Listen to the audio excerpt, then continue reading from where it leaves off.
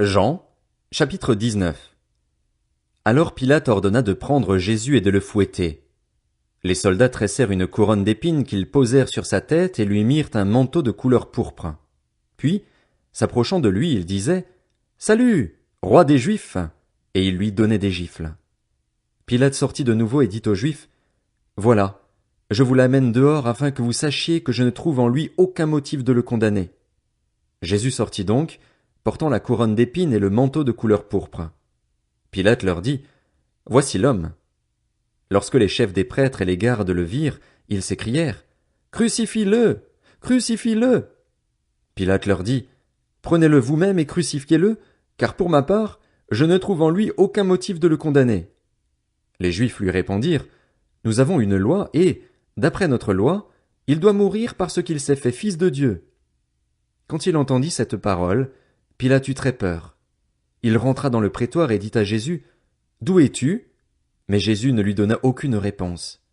Pilate lui dit « C'est à moi que tu refuses de parler ? Ne sais-tu pas que j'ai le pouvoir de te relâcher et que j'ai le pouvoir de te crucifier ?» Jésus répondit « Tu n'aurais aucun pouvoir sur moi s'il ne t'avait pas été donné d'en haut. C'est pourquoi celui qui me livre à toi est coupable d'un plus grand péché. » Dès ce moment-là, Pilate chercha à le relâcher, mais les Juifs criaient « Si tu le relâches, tu n'es pas l'ami de l'empereur. Tout homme qui se fait roi se déclare contre l'empereur. » Après avoir entendu ces paroles, Pilate amena Jésus dehors et siégea au tribunal à l'endroit appelé le pavé, en hébreu Gabbatha. C'était le jour de la préparation de la Pâque, il était environ midi. Pilate dit aux Juifs « Voici votre roi. » Ils s'écrièrent alors « À mort! À mort! Crucifie-le » Pilate leur dit « Dois-je crucifier votre roi ?»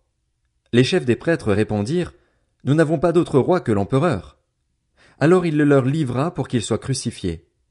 Ils prirent donc Jésus et l'emmenèrent. Jésus, portant sa croix, sortit de la ville pour aller vers l'endroit appelé le crâne, qui se dit en hébreu Golgotha. C'est là qu'ils le crucifièrent, et avec lui 2 autres, un de chaque côté et Jésus au milieu. Pilate rédigea aussi un écriteau qu'il plaça sur la croix. Il y était écrit « Jésus de Nazareth, le roi des Juifs ». Beaucoup de Juifs lurent cette inscription parce que l'endroit où Jésus fut crucifié était près de la ville. Elle était écrite en hébreu, en grec et en latin.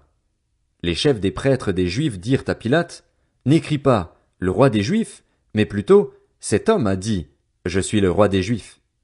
Pilate répondit « Ce que j'ai écrit, je l'ai écrit ». Après avoir crucifié Jésus, les soldats prirent ses vêtements et en firent 4 parts, une pour chaque soldat. Ils prirent aussi sa tunique, qui était sans couture, d'une seule pièce depuis le haut jusqu'en bas. Ils se dirent entre eux, « Ne la déchirons pas, mais tirons au sort pour savoir à qui elle sera. » C'est ainsi que s'accomplit cette parole de l'Écriture. Ils se sont partagés mes vêtements et ils ont tiré au sort mon habit. Voilà ce que firent les soldats. Près de la croix de Jésus se tenait sa mère, la sœur de sa mère, Marie la femme de Clopas et Marie de Magdala. Jésus vit sa mère et, près d'elle, le disciple qui l'aimait. Il dit à sa mère, « Femme, voici ton fils. » Puis il dit au disciple, « Voici ta mère. » Dès ce moment-là, le disciple l'a pris chez lui. Après cela, Jésus, qui savait que tout était déjà accompli, dit, afin que l'écriture se réalise pleinement, « J'ai soif. » Il y avait là un vase plein de vinaigre. Les soldats en remplirent une éponge, la fixèrent à une branche d'hysope et l'approchèrent de sa bouche.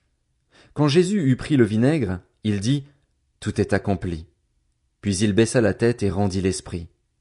C'était la préparation de la Pâque et ce sabbat allait être un jour solennel. Craignant que les corps ne restent en croix pendant le sabbat, les Juifs demandèrent à Pilate qu'on brise les jambes aux crucifiés et qu'on enlève les corps. Les soldats vinrent donc briser les jambes du premier, puis du second des condamnés qui avait été crucifié avec Jésus. Quand ils s'approchèrent de lui, ils virent qu'il était déjà mort. Ils ne lui brisèrent pas les jambes, mais un des soldats lui transperça le côté avec une lance et aussitôt il en sortit du sang et de l'eau. Celui qui a vu ces choses en rend témoignage et son témoignage est vrai. Il sait qu'il dit la vérité afin que vous croyiez aussi. En effet, cela est arrivé afin que ce passage de l'Écriture soit accompli. Aucun de ces os ne sera brisé. Ailleurs, l'Écriture dit encore, ils verront celui qu'ils ont transpercé. Après cela, Joseph d'Arimathée, qui était disciple de Jésus, mais en secret par crainte des chefs juifs, demanda à Pilate la permission d'enlever le corps de Jésus. Pilate le lui permit. Il vint donc et enleva le corps de Jésus. Nicodème, l'homme qui auparavant était allé trouver Jésus de nuit, vint aussi. Il apportait un mélange d'environ 30 kilos de myrrhe et d'aloès. Ils prirent donc le corps de Jésus et l'enveloppèrent de bandelettes, avec les aromates, comme c'est la coutume d'ensevelir chez les Juifs. Or, il y avait un jardin à l'endroit où Jésus avait été crucifié, et dans le jardin un tombeau neuf où personne encore n'avait été mis. Ce fut là qu'ils déposèrent Jésus parce que c'était la préparation de la Pâque des Juifs et que le tombeau était proche.